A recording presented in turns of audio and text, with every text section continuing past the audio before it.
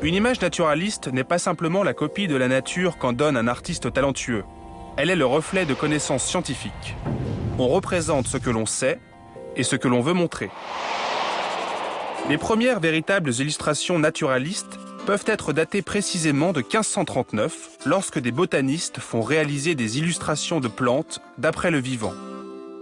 Au XVIIe siècle, les images naturalistes témoignent de la découverte du monde et d'un nombre croissant de nouvelles espèces. Avec l'usage du microscope, les naturalistes découvrent l'anatomie d'insectes minuscules, mais aussi la structure des fleurs. Durant le XVIIIe siècle, l'œuvre de Linné marque le triomphe des classifications.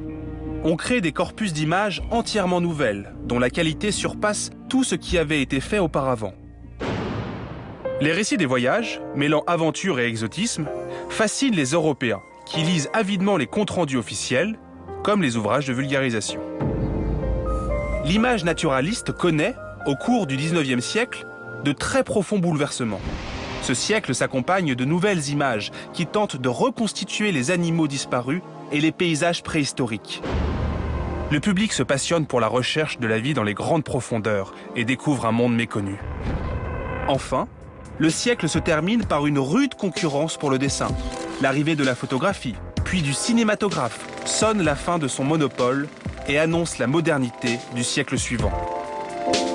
Plus qu'une fenêtre sur le monde vivant, les images naturalistes offrent, en définitive, un miroir de nous-mêmes et sur l'intérêt que nous portons à la nature.